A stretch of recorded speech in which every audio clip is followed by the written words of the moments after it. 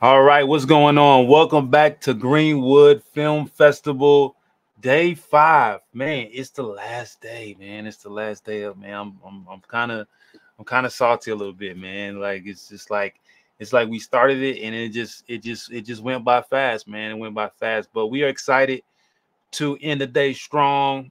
And we are here with the producer panel, and we are about to get it started. We're about to get it cranked up. I'm going to bring Mr. Edwin Walker up. I'm going to bring Miss Tiffany up, and we're gonna dive into some producer things for y'all young producers out there.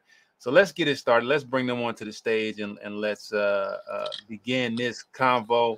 Welcome, Mr. Edwin. Welcome, Miss Tiffany, to Greenwood Film Festival, the producer panel, and let me I'm excited. Let me warm this up real quick.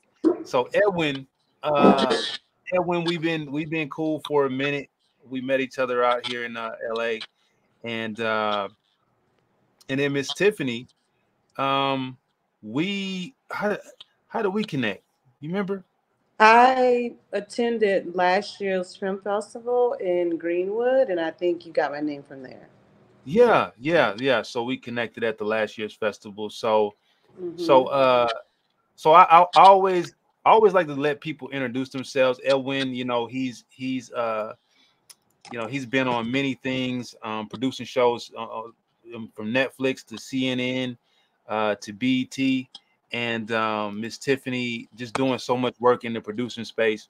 And but I want to let y'all introduce yourselves first, and before we kind of dive into the nitty gritty. And this is gonna be a conversation. This ain't a grill. This ain't a hot seat grill. You can feel home here to you know just um just talk freely. You know what I mean? So Miss Tiffany, we'll let you go first. Just introduce yourself to the people. Okay, so my name is Tiffany Terrell.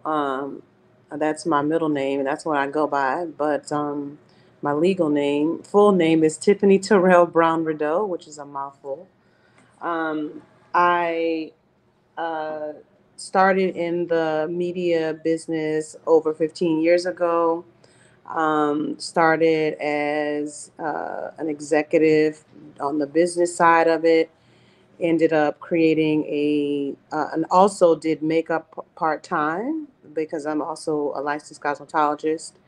Mhm. Um, and what I did was on while I was doing makeup and learning the business side of things, I got a knack and started wanting to produce and create things. So I was able to create a talk show on the PBS platform that's now a national show. It's called A Seat at the Table. Um, and I just got the bug to start wanting to produce, and I started producing. I currently produce right now television spots for nonprofits to raise money. Mhm. And my last project I did was a pilot project for another talk show for a small station in Atlanta. Oh And man, so yeah. that's pretty much what I do. Oh, awesome, man. Appreciate you coming to the stage, and Mhm. excited to dive into this convo, because just to give y'all context of the convo. I usually do that. I let people be like a little bit, have a little mysterious, like what's going on, right? Because I want to keep it raw. But we really, what this conversation I want to get to before for when you open up, is I really want people to see inside the mind of a producer.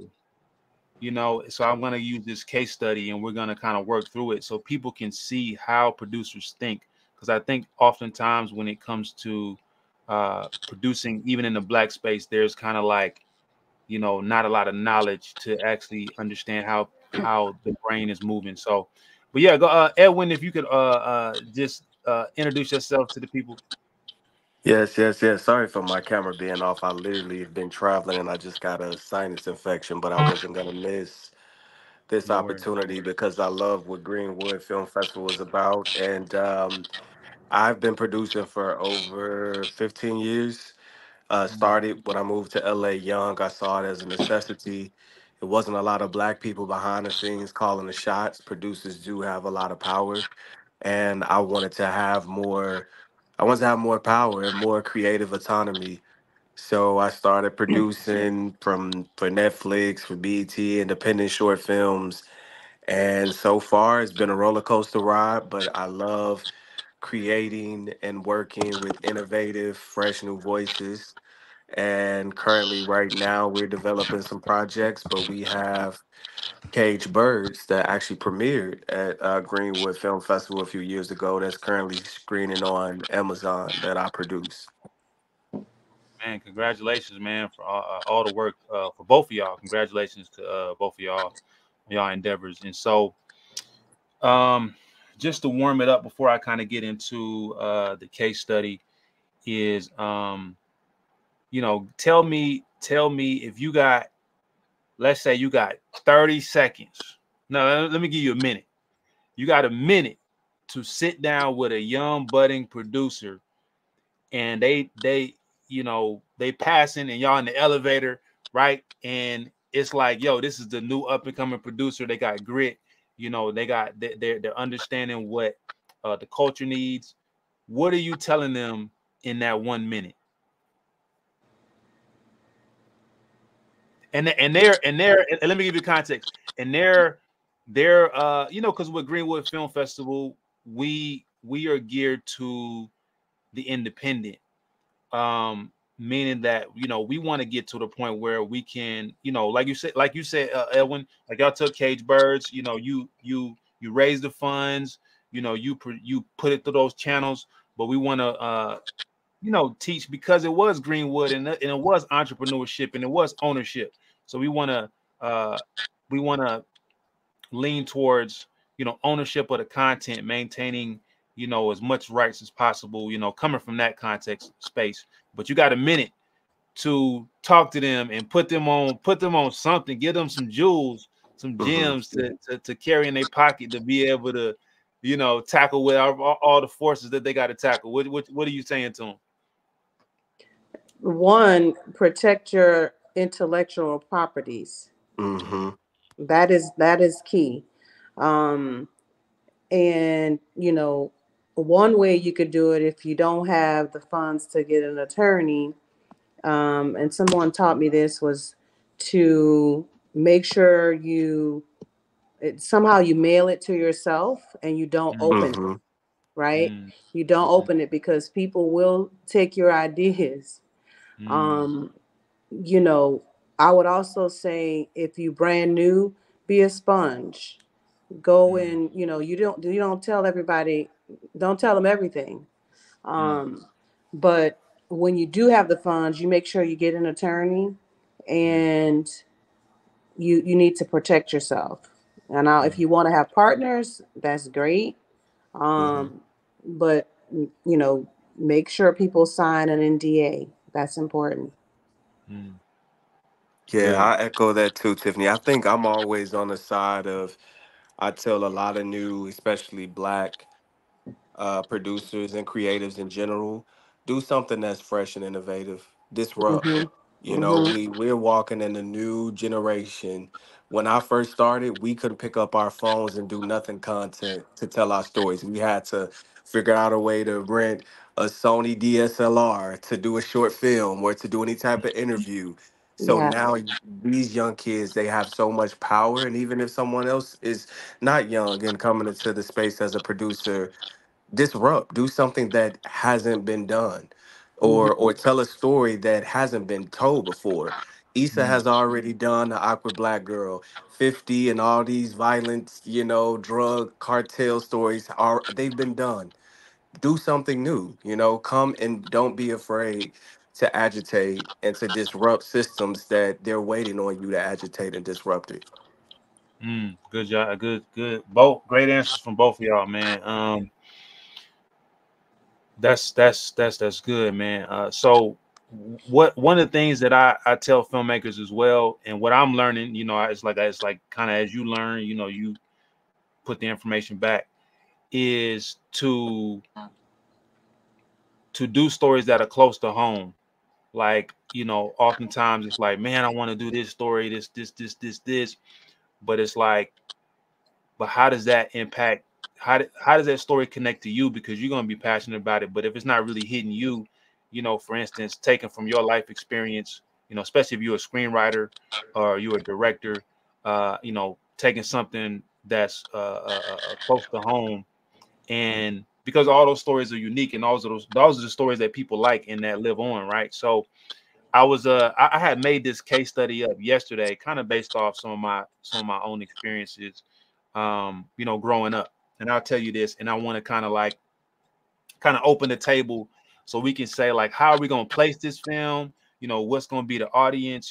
Just get some thoughts on it to see how we would move about uh, getting this film done, and some questions that we would ask if this was a producer roundtable about how to get this film off the ground. So I was thinking about a film where you have a young man named Mike, and Mike is very, he has a stuttering in in I want to say, how do you say this? He has a speech impediment, Mm-hmm. and um he's he has the gifts of being a leader, but he has so much fear of embarrassment, and this could be like this may be like a short film, but he has fear of the embarrassment, but he has the qualities. He has a unique ability to bring people together, but it's not really seen because of um of his fear. And so he goes through this arch throughout the story, going from this shy, introverted, fearful person to a uh, person that's thrown into situations where he's challenged to confront his fears, to become the leader and person that he's supposed to be. And then on that process, he finds out that, because he finds out that part of the process, that he has to actually go back to his mother to find out, because he didn't have his mother in his life, and to find out that that actually affected him to become an introvert. You know what I'm saying? So it's a really, really, really kind of grounded story in that. So what are some of the, and that's just the basis of what I'm gonna give you. That's just all I'm gonna give you right here. And we could build it out far as how we would, what are some of the questions we would ask if we got this story now, and then of course we got to get a script, right? And we got to say, okay, what are your thoughts are on that story? Would you think that if that was the idea, if somebody had that idea, would you think, okay, that's a short, or you got little legs right there, maybe we can build this out a little bit, just make this interesting. What are your thoughts on that, like far as where we would go with that? I mean, I personally would say I always tell anybody that's starting off, just for me as a producer, I started off directing, writing, and doing all of that as shorts. But Mm-hmm. with a story like that, I think film festivals are great to utilize right now. But Mm-hmm. as any young producer, any producer, I tell them think bigger than a film festival. So a Mm-hmm. story like that, you could take that to schools. That could be a short for conversations with leadership academies. You could take that to conferences. So with a story like that, you will want to create something that beyond a film festival, where do I want to distribute this? Where do I Mm-hmm. want to have conversations about this? And from my past experiences, when it's a niche or when it's a theme type of a short film, if you want to see your return of investment or if you want to be able to monetize that, you got to go bigger and above film festivals and take it to places where audiences that can really appreciate that or that can have some type of community engagement or talk back after with a story like that. Mm-hmm. Mm-hmm. Okay, so that makes sense. So we would have to start thinking about Where do you want that story to land? You know, exactly. who do I want this? Is this going to speak to kids? Is this going to speak to a larger audience? So it's a short film that I feel like if you really, as a producer, you want to make sure that it's a good runtime. That how can how will people's attention hold? Should this be 10, 15 minutes? And Mm-hmm. then think about, like I said, I encourage all producers to think about the distribution model. Where is this gonna land? Because I've made that mistake before by just doing a story and like, oh, I'm gonna go to film festivals, and then you don't get into every film festival. So Mhm. if you don't have a story that you can take to other spaces, then how is that message really gonna convey and be impactful, an impactful story to tell to the masses or to specific audiences? Yeah, yeah, and Tiffany, I'm gonna bring you in here as well. So is that one of the things? As I'm understanding you correctly, Edwin, is that one of the things that you want to think about, kind of in the beginning? You want to think about the end game in the beginning, like is that one of the things that also Tiffany, I want you to chime in on that. Is to see is that how you think as a producer to think about the end game first, or is that not even necessary? Or you gonna get to that later? How do you process that? It depends. I agree with Edwin, but it depends. Once you was explaining it, I immediately thought, you know, somebody that's new, I would say less is more. And so I would Mm, start with a short. And okay. the first thing that came to mind for me, as in terms of the stuttering and speech impediment, there are groups out there that you can use that, showing that he overcame it somehow. Mm-hmm. And that they can do it too, just if they could tap into what that emotional trauma is, because most times it's trauma. Mm-hmm. And I would build from there. But I also would do a short, like in a story, but I would let the end be a cliffhanger, just because I Mm, wanted to add more, just to see if people would Hmm. bite. And mm, if they would, you can add more, show how he, finally met his mother, or whatever that situation was, how he overcame the speech impediment. I am uh, a fan of rom-coms, and mm, so I would love a happy ending. mm, yeah, yeah. Just to inspire other people that you may have this situation or trauma, and how you overcame that. So it's from I would just do it from the encouragement perspective. Mm, mm, But I would start small.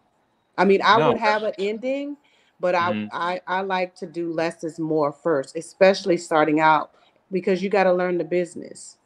mm, Yes, yes. And why I brought up the idea of, looking at an end goal first is because this industry is constantly changing.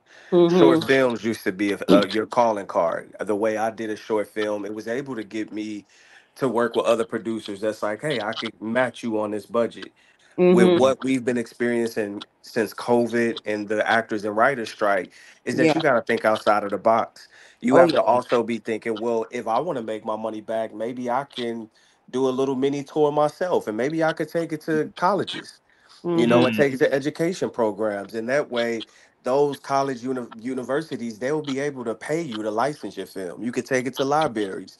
So Mm-hmm. I just encourage everybody to keep thinking outside of the box, because this industry doesn't even know what's next. Streaming, I mm, think, changed a lot. They didn't expect streaming to be what streaming is. Yeah, I agree with mm. that.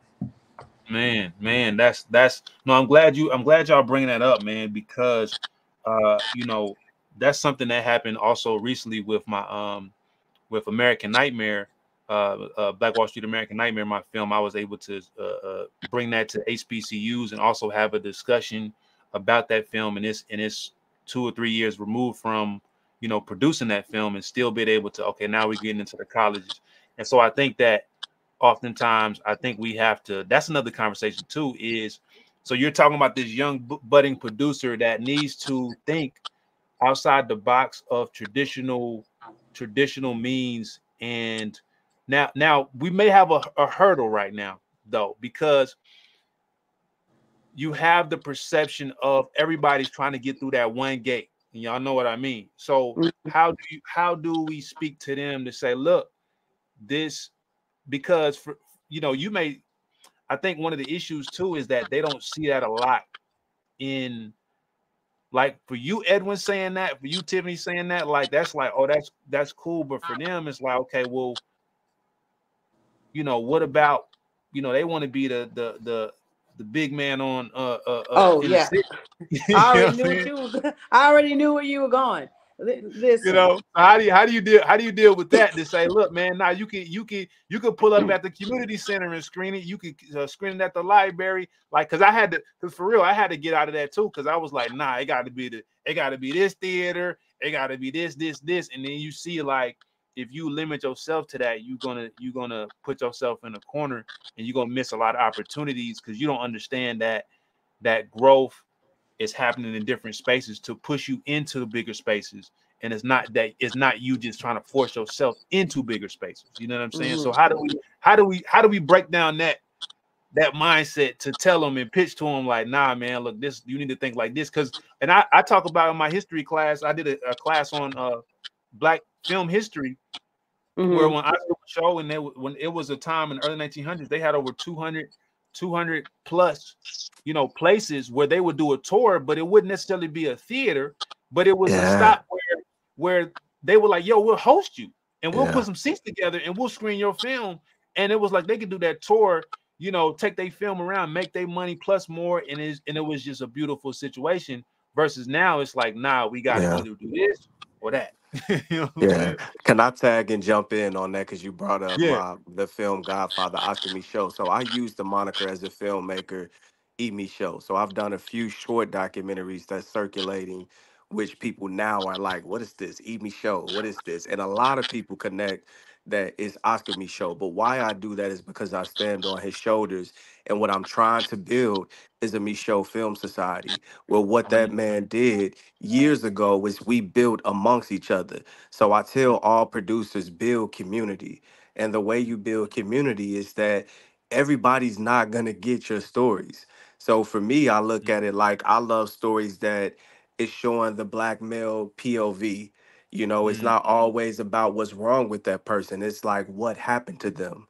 How do we mm, explore that dichotomy? So I mm, tell a lot of young filmmakers, even if you have friends that say they want to support you, even if you did a 5 minute short, Chairs. do The do a two little chairs. do a little And party, this back. mm, like Okay, in the you bathroom. could do some type of a party and screen your film and constantly build with other filmmakers and have a little screening showcase. And mm, I just mm, think what we have to do, thinking outside of the box, is building within our community. And once we mm, build within our community, we get strength in numbers, and that's how mm, we leverage our plans. If you want to distribute your project, you can say, well, hey, I took it on a little mini tour and me and my friends were able to get this amount of analytics for me putting just a little bit up on YouTube. So mm, nothing is ever too small. Like, look at the people who showed us we stand on. They went through the trenches, but they did it amongst community, and I think we got to get back to that. We don't need them, they need us. Hey, snaps. Snap. Sorry about that. I was letting some people in, and my Oh no, mic closed. So apologies, oh Edwin. no, worry. I like everything you all said. I agree with that. I just want to Mm, add too. I don't know how many younger folks we have on this call, but I know that a lot of people are younger folks are they are inspired by social media and like the ending of, you know, what somebody's done, and they don't know that it's hard work. They just think, okay, we turn the camera on and That this is it. It's mm, more to it than that. um and I would say, even at the age I am a lifelong learner. Always mm, be a sponge, always want to learn something. Don't think that, you know, you got it all. You went to college, you got all these degrees, you got all these awards and all this kind of stuff. And um you ready for the big stage. You might mm, not be ready for the big stage, so just pace yourself, be patient, and be open, so that's what I would say. And I'll say this too, the people who once you get to the big stage, if you don't have a backbone, and I won't name names, but I've worked with a Mm, lot of people that they have projects out and they're miserable. They've mm, worked their butts off to get to the yeah. level that they're on, but they don't know how to preserve their intellectual property or their creative autonomy. And you want to be able to have a community. You want to be able to produce something with substance that you could stand up to a studio or production company and say, where's my creative control? Where is Mm, the I don't want to water this down. I've seen so many black stories that have been watered down because people are scared to speak up. And I mm, feel like the generation now has a bold voice with, if you can literally now utilize social media and say, I have a following, they look at mm, those numbers as dollars. They look at mm, those numbers as like, well, we give you a little bit more creative control, and more mm, creative control that we have, the more we're able to tell bold, authentic stories that can not mm. only help preserve our culture, but can get us in a better space that we are right now with cinema that features people of color, because it's just not in a good space right now. Mm-hmm. Yeah, yeah. That's one of the themes that's been like, happening throughout the festival is just the fact that, because kind of coming into the festival, me and my wife was having a conversation about just black capitalism, and just the fact of like, oftentimes that people, and the Panthers, particularly I was about to say Nate Turner, Nat Turner, but Fred Hampton, and then we'll talk about, in the 70s and the movements, they would talk about how you had a lot of people, particularly black people, that, maybe they disenfranchised or poor, and but they want to actually flip the stakes and become the oppressor now. If they're not educated on, what needs to happen, they'll become. So oftentimes I think coming into film as a producer, it's like, from my perspective, I would also add to the conversation that it's sometimes coming from an exploitation perspective. You know what I'm saying? Right. A capitalist perspective versus, like what you said, Edwin. Like, how can this serve the community? How can this Yes. lift up the community? How can this encourage the community? And let me move in that movement first, right? And then that's sowing in love, and you're gonna get it back. You know what I'm saying? Versus like, okay, how can I, how can I capitalize? It's a business, of course, but I think when that thought is leading, in my experience, when that thought is leading, it's like you got to keep that thought leading. You know what I'm saying? And you have to match everything to that thought. Versus if the main thing is to, like, let this film impact people, to change their mind, like to where they can't, I think about it as a Yeah. filmmaker, when they see that, they can't unsee it, and it's with them, and it Yeah. changes them. They remember that character, they remember that line, they Yeah. remember that, man, I remember that they encouraged me, and took my life to another space. You know what I'm saying? To think of, Yeah. like, be in that space the whole time, man, like you're gonna get that. You know what I'm saying? Because that's what you're trying to sow. You know what I'm saying? So yeah, I think that's a major thing. But I love the answer, Tiffany and Edwin, far as just getting them to say, look, man, like, and I think if you think like that, I think that makes you say, okay, we can go to the community center, we can go to the library, we can go to this school, because it's not about, and like I said, they have budgets, and they able to get you in there. You know what I'm saying? And then as that grows, that Yeah. grassroots grows, they're like, yo, man, hey, more people need to see this, man. Somebody, and so I think that's the objective. So we have this film, Mike. I think the next level is, so we identified the audience. I mean, in a sense of where it needs to go, as far as a short film, the format, where it potentially needs to go. What other things would be necessary? If we already got the short film script, and we want to position it, how could a producer take this and position this? Maybe they have something that they want to, grow from this. They want to say, oh, well, if this is going to be 10 minutes, I want to jump to 30 minutes. How can I utilize this as it regards to a resource to help me to the next level? Maybe that is, I'm gonna add this, and prayerfully I'm not stealing your answer. but Yeah, I but hope maybe, not. yeah, but maybe put people in the room. Something I think about is maybe putting, maybe with the speech impediment thing, maybe putting people in the room that have influence in certain spaces that can help elevate and bridge a relationship, to maybe say, hey, I got this other project I'm working on. But what were some of your things on how to position it even, and that's kind of beyond the audience, right? Because you got metrics is one thing, but then influence and power and connections, that's another thing. So how should we position this film? You did the film. Let's say we shot the film and we're looking on placement. We're connecting with communities that make sense. How do we tap into the influential space of maybe it's somebody that got a big foundation that help black children uh become more confident in their speech. And it's a really, how do we get in front of those people? How do we pitch those people and get them to get in the room to see the film? Because everybody's so busy, time is premium. How do we approach them? You know what I'm saying? And in your experience.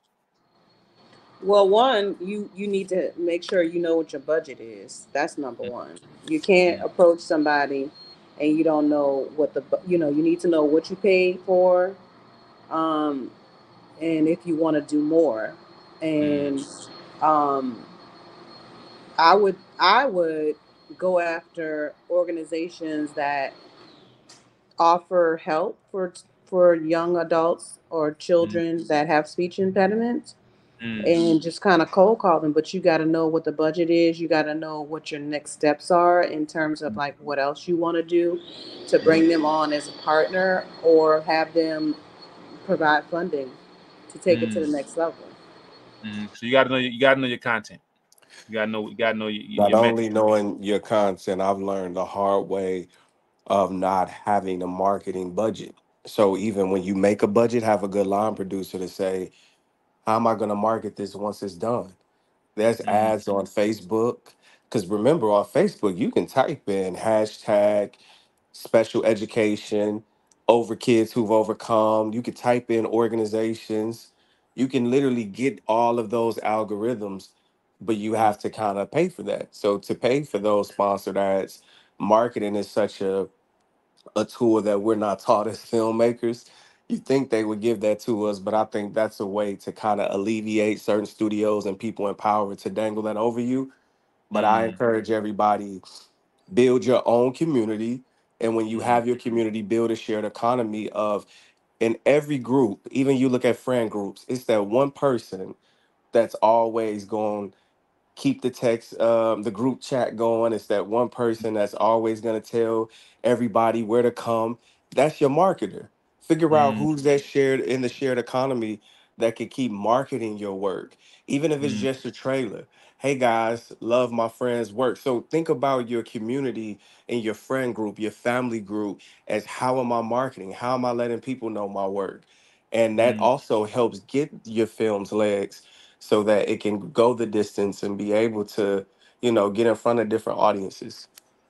Oh man, that's beautiful. That's beautiful. So we need to know our homework, and we need to know our community, and who's who to continue to help the film have legs and be able to, like you said, have a shared economy, to have people that really just, I would even say, just care.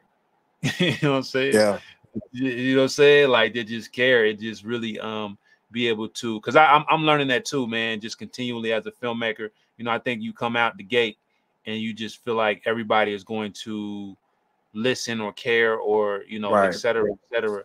And then you start to feel, you start to get that, you start to get the, gotta put your jacket on, put your hood up, Yeah. and get a little cold Yeah. out there. You know what I'm And saying? yeah, and if I Right. could piggyback on what you said earlier too, also your shared economy as a producer is that figure out who also is going to help you preserve the authenticity of the story. And I'll Mm, tell this quick story. Living in LA, I was working with a group of people and we were developing a Black Panther story. My grandfather was actually best friends with Fred Hampton.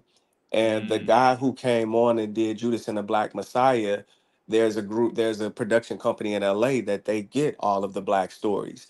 So it was a mm, whole bidding war back and forth over this treatment. And Judas and the Black Messiah was a Hollywood depiction in a film that was totally different from the other treatments that really wanted to show the message and the brotherhood and the community dynamic of the Mm, Black Panther Party. But what mm, happens is that if you don't have producers around you, or if you don't have that shared economy of people that are saying, nah, this is how we have to preserve this. So we mm, might not go chase this money. We may have to go in the community and find these black men that they own a bunch of properties, and we might mm, have to get 50 from them. And then they may have to go somewhere else and get 50 from them.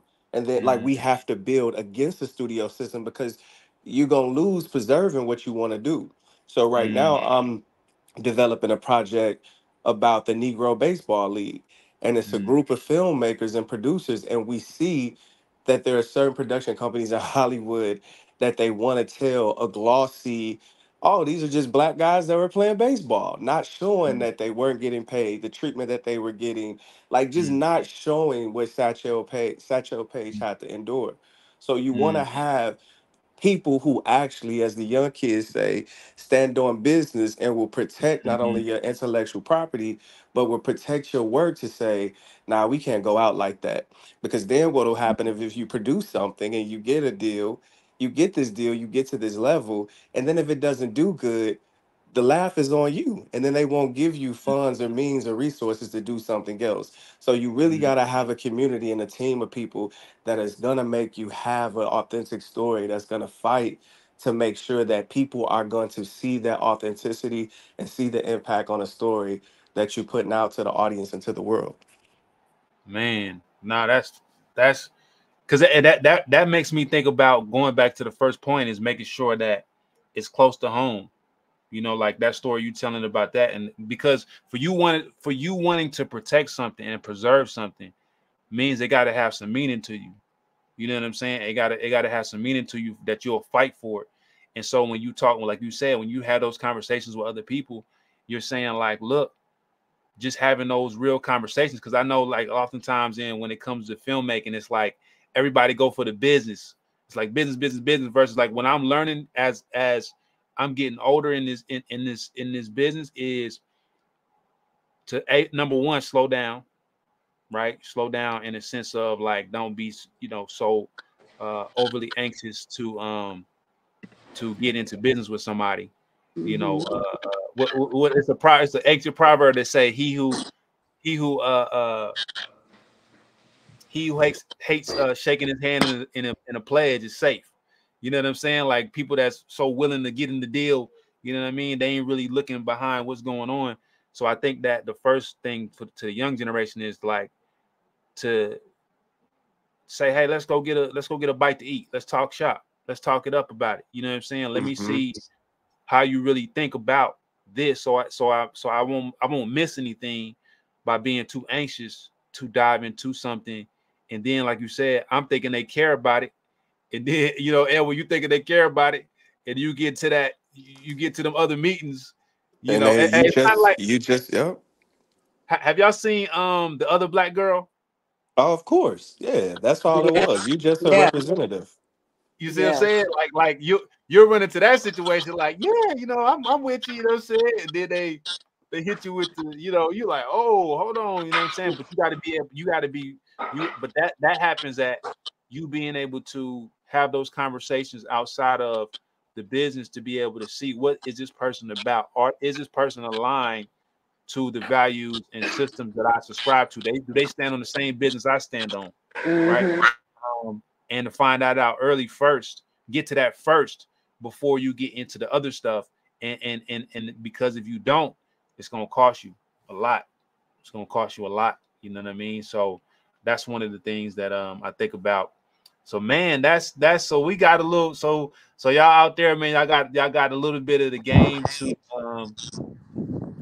for far as producing. Is there anything else that you wanna y'all want to share, with the young producers? Because oftentimes just uh learning about producing, it's like not a lot of people actually, producers, not a lot of actual producers that know how to actually make films like get it in front of people um at a consistent level that are, people of color. So what I'm saying Yeah. is like how, because that's like, I feel like that's a gap, like you said, Edwin, that's on purpose, right? That's on purpose, that you're not knowing how to Another point I want to go back to Elwin's point is make sure as you're doing the budget to factor in the marketing part of the budget, not just making the film, but how do we want to uh how can we get it to people, and what is the dollars that's costing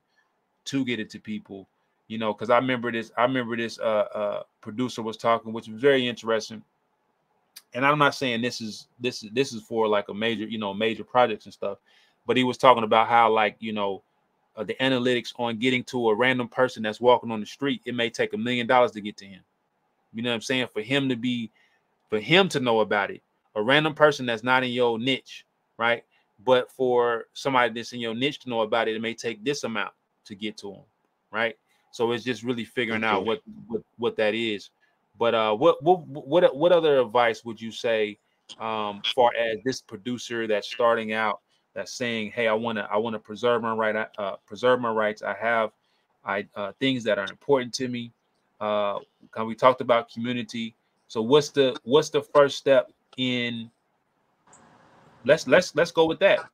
I'm gonna shift a little bit. What's the first step in starting a community and a shared community? Like, how do I approach people? Do I go on social media? Do I just call people up? Do I send messages in the DM? Like how do I, what's up? you know? Well, I can only say what I would do. I'm Mm, fairly new living in Tulsa, Oklahoma. mm, Um, and I would put together an event and just do this, with some people. mm, Like if it's all Black women that's mm, in film, and just sit around and talk about um, what we're working on, make it a safe space. mm, When you make something a safe space, we're not stealing from each other and all that, we're collaborating. mm, um that's what I would do, but I would also tell a young producer, don't give up. mm, Even if it's not your community, like, mm, um I've been places where I felt like it wasn't my community, but I didn't give up, and I mm, and I was able to, one, find my tribe, mm, and take my experiences and levels to the next level, if that mm, makes sense. mm, mm, Yeah, that's good. And I'll mm, echo that, but I'll go a little bit further with, you said it earlier, Tiffany, as well. Don't be afraid to always learn. Hmm. And I give people the example that producing is literally, you are the paramedic.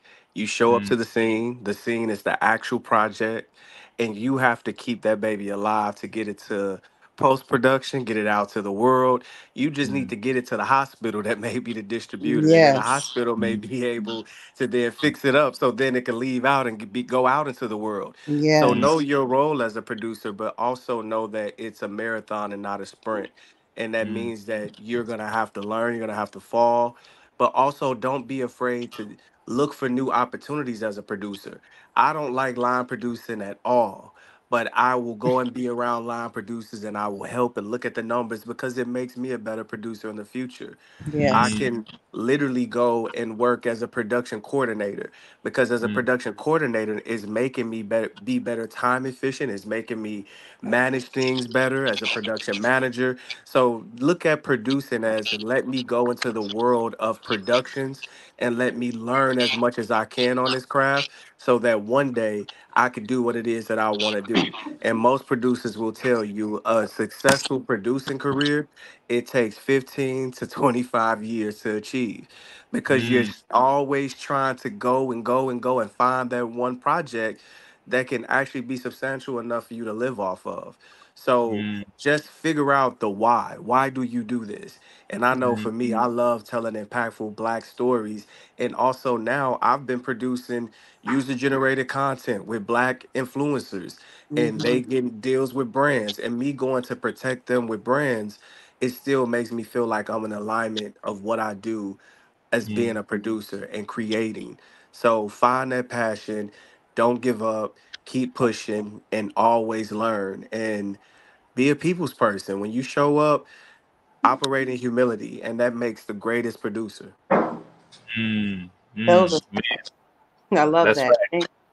That's facts. That's facts. Come. I use a little acronym. You know, come to serve. You know what I'm saying? You know what I'm saying? Come to serve, and come with a servant's heart. Because if you come like that, man, it's like you gonna be elevated. You know what I mean? So, man, I appreciate, man. Y'all got the game out there, man. Like, dang, I was like, where was this at, man? But I'm thankful, man. Like, that we're able to come together and just and share more the blessing of just even social media to be able to have access to the information and not just talking like because what I used to hate as like just coming up is just like some people. I feel like a lot of producers or just people in the industry would talk to you in theories but not in actuality of like their how they think. You know what I'm saying? It's like, I'm not saying I got to take what you saying to copy that and duplicate that, but it's almost like you want to hide to not share, your thoughts. And I don't know what that is. Maybe that's some kind of insecurity or something. But that's exactly what that is. Yeah, but it's like, but learning that even if you a young producer and you got your little, the little one behind you, you know what I'm saying, give them what you got, man, because that's going to help all of us, you know what I'm saying, spread the information to where, to destroy that mystique of being a producer, of a writer or director, destroy that mystique. Like you said, Edwin, people got cell phones, bro. Ain't nothing stopping you to get a free Instagram, YouTube, Facebook account and start making films right there, because you already got an audience and friends and stuff, and you go from there. You know what I'm saying? So man, appreciate y'all coming on to the Greenwood Film Festival and sharing y'all thoughts, and such a good conversation. I'm looking forward to continuing this conversation, just in the following years, because we need more producers. We need more producers that's going, like Edwin said, disrupt the industry. You know what I'm saying? And think outside of Hollywood and really create audiences where now we're hearing about, oh, dang, you heard about that independent. Like, have y'all heard about L.A. Russell? You know about L.A. Russell? I'm sure you know Edwin. You ever heard about him? Oh, yeah. So the thing about, kind of in a similar fashion, is he started doing concerts in his backyard. Yeah. Wow. Yeah, and then had the neighborhood coming and just building it to where now, he's, I don't even want to say, I don't know what however you say it, but he's pretty much known in the rap space. Just off that, you know what I'm saying? But it's like thinking like that, like you say, let's pull up to this apartment complex. They got a room already, they got chairs, they got people right there. Let's pull up, you know what I'm saying? I'm saying, like, whatever you got to do to get people to see it, to be on that. Because you remember the Nipsey Hustles and everything, like they were selling CDs out the trunk. Selling out the trunk, but it was the passion to get it in front of people, and not like, oh no, I gotta get to this point. It's like, nah, I'm gonna go out here and and make sure people know, because I believe in the content of what I have. So that's kind of like where you have to look at, versus like, no, I got to get through that one door. If I don't get through the one door, I fail. You know what I'm saying? It's like, nah, you can't have that mentality. So man, I appreciate y'all. I look forward to seeing what y'all produce in the near future, and stay in contact with us, and we stay in contact with y'all. We're looking forward to Greenwood Film Festival coming back to Tulsa next year, and I'm excited, man. I appreciate y'all. Yeah, appreciate you. Gratitude to the festival. Keep doing the work. Yes. Thank you. All right, so we'll end this session. We'll have another session in a little bit, but I appreciate y'all coming on, and we'll talk soon. All right, thank you. Thank you. Thank you. Thank you.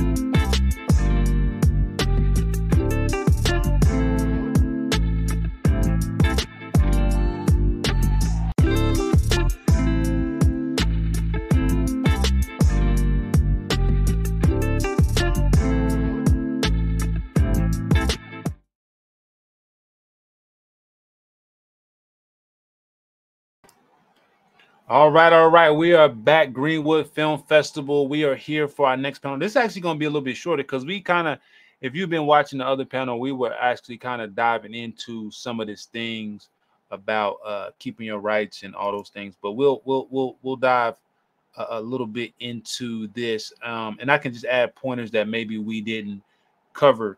So this panel was about, it's just we don't have any guests on this panel, but we're talking about mind state. We're talking about controlling our rights. We're talking about distribution. And so we were talking about, hey, if you were a new producer and you're starting out and you are, you have an idea that's close to you, feel free to check out some of, I have a class that is a filmmaking 101. Check that out. And yeah, so you're starting out and you have this idea that's close to you, close to your life experiences that you believe will impact somebody, that will inspire them, that will lift them up, in accordance to truth. And you are looking to see, how can I distribute this film? How can I get it to people? We talked about in the last talk about the shared economy with community, finding people. If it's something about, say it was something about, a film about some autistic child, you're reaching out to the autistic community and you're building relationships with them to, because one thing I learned when it comes to distribution, and like I said, I'm just now, because I haven't even produced a feature yet. I've done, over 20 something, short films and some and things. But as I'm learning as a producer, one thing I'm learning is you really want to build a community with the community that will enjoy the subject matter the most. So whatever that community is, whoever that community is who will enjoy the subject matters the most, reach out to that community, build relationships with that community, and and we've been talking about over and over on this I would say podcast, but over and over on GFF is to make sure that we're coming into it with a servant's mind, a servant's heart, to make sure that this content is not, detrimental to the Black community or whatever community that you're marketing to.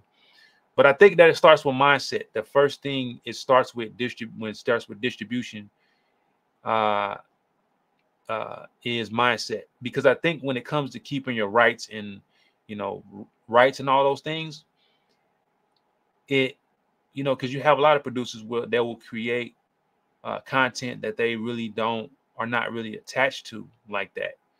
So, but at the same time, there may be projects where, you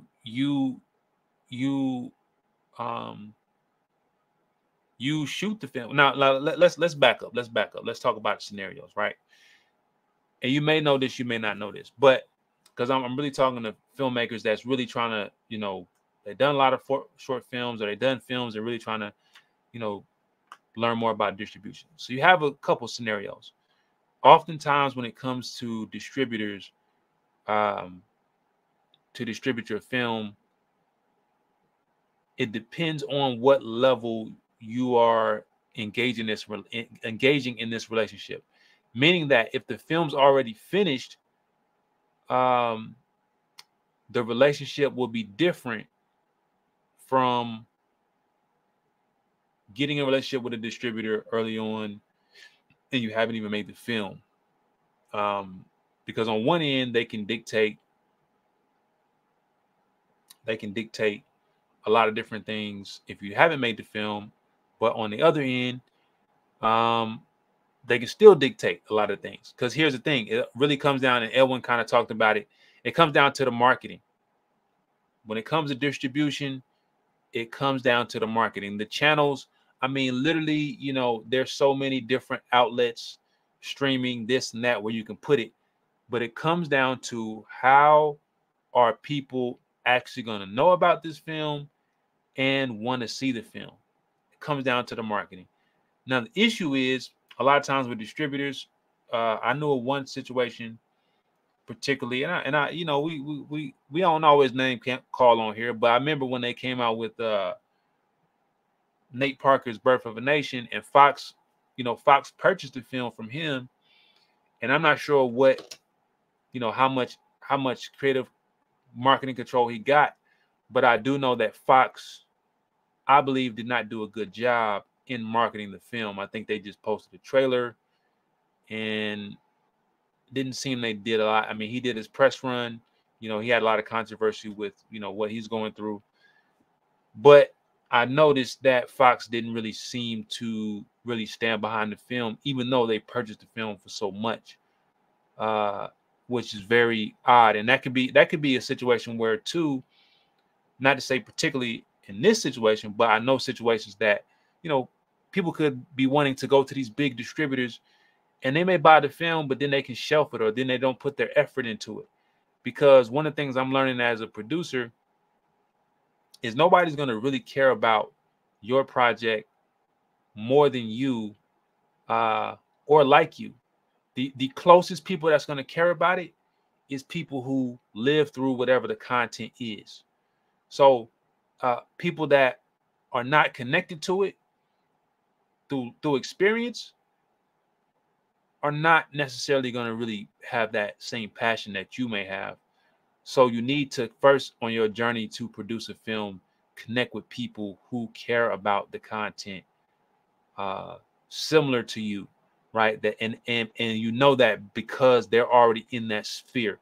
Like I said, somebody that is in, a parent that has, let's say, an autistic child will care about an autistic movie that is encouraging the children more than somebody that is not even connected and can't even give you a definition of what autism is. You know what I'm saying? So you need to make sure that you are connecting in those spaces, connecting to the right people as a producer when you think about distribution.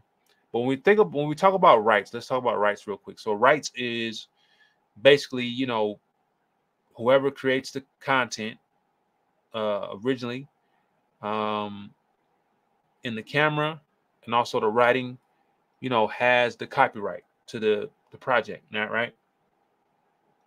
So the idea of what we kind of preach here at Greenwood Film Festival is for you to, throughout the process of marketing your film, is to maintain ownership of your film. Not just in a sense to sound good, but ownership in the end helps you to create, number one, authenticity to the film. You don't have to, worry about things changing or it not having the same impact. Because even in the marketing, you may want to market something a certain way, but once you give away your rights and sell your rights, they're going to say, well, we want to market it like this, but your audience, and that's not going to connect to your audience, but you already signed the paper, you stuck. You know what I'm saying? Like, you stuck. You're gonna have to eat it. But if you either A, had creative control, or B, you found a way to distribute it and you maintain the rights, you know how to market it. You know how to market your film to your people and to your audience. So that's a major thing that you need to think about, as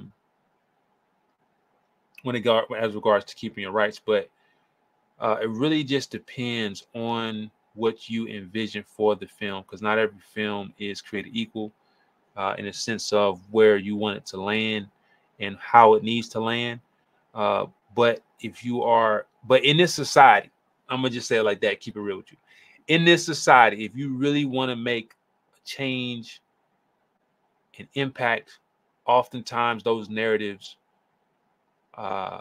do not get through certain gates. So because of that, and if it does, it's controlled. So that's just the nature of the beast. That's just nature of the beast. So you want to think about, okay, well, how can I, like for instance, you can make a documentary, or you can make your film and put it on Film Hub. And if Film Hub is a distributor for streaming networks, for independent streamers. So you could have in your marketing plan to be able to get on Film Hub. It's free, but also they have different plans to kind of further the marketing. But if you got on there and you did marketing, now they're going to pay you for people coming to see your film through the streaming things, and you maintain your ownership of the film, right? So you have things like that, or you could have your own kind of like direct to consumer. But it all goes back, even if you had your own direct to consumer, because even if you get it on Film Hub, let's say you get it on Film Hub, let's say you made a feature documentary, you made a feature film, and you got it on Film Hub. It's not like you automatically about to get paid. You know what I'm saying? Like, you're still going to have to market the film, whether it's the studio, whether it's because if you, even with the studio, if a film, now of course, like if it's Universal or like one of these huge things and they got a huge budget behind it, and it's a studio film, of course they're going to market their own stuff really good. But oftentimes with the distributors, if it's just, or if you have a brand and an already a marketable name, but if you don't, and you're just thinking that, oh, if I get to the distributor, they're going to save me, don't have this white savior complex where you just feel like the distributor is going to save you and give you all this money. You're setting yourself up for failure. You know what I'm saying? Like, you want to really, what we want to really share at Greenwood Film Festival is to build your community around the subject matters and the narratives and the experiences of the principal people in the project. Build the subject matter around communities that exist, and connect to people that are in those communities, and build a network of people that love your work, that will, because even if you eventually grow, and even if you grow, right, and get into other spaces, you still have people that rock with you. Versus what I always think about, versus when you think about your distribution and you want to take all your work and give it to somebody and just hope it works out. It usually doesn't, because you're going to become a slave, right? Because now, Edwin talked about, now let's say one of your projects doesn't do well, or they don't market it as well as they could, and then now you had this relationship, and your relationship is built upon this thing, and they no longer want to deal with you. What do? You have to start all over. Versus having direct connection to your community and your people that you are marketing to. So that's kind of what we talk about here. Is so really the object of the conversation is keeping your rights is really predicated off of you and how much you care about your project, how much you care about the authenticity of it, and what really matters to you as an independent film writer and director. What's important to me is making sure at each stage of the process that what the core of the film is saying is translated properly to every person I come in contact with. And everybody that comes on a team has to understand what the translation of that is. However, when you get people involved and just that don't really care about the subject, but it's more so a financial transaction, that gets lost in the sauce. And so that's one of the main reasons why to keep the spiritual integrity, to keep the emotional integrity, keep all the different levels of creativity, it makes sense to keep the rights all the way through the process. Because like I said, unless you finish the film and it's like, okay, we want to pick the film up and distribute the film and you have rights on the marketing side, then that kind of makes sense, because you being in the marketing space, you know how to reach your audience. That relationship it could be a potential good relationship. But other than that, nah, buddy. So that's kind of, and I know hopefully that wasn't a lot for you. I know I was kind of, giving a lot to you, but that's the basic of it. I think we covered a lot in that other conversation. This conversation will be available likely on some social media in our YouTube page. But yeah, so I just wanted to end with that. We'll reconvene our movies in a little bit and give you a chance to check some things out. But all that sounds good, and look forward to seeing you this evening as we conclude Greenwood Film Festival 2024, year 4, and we're out of here for now. All right, peace.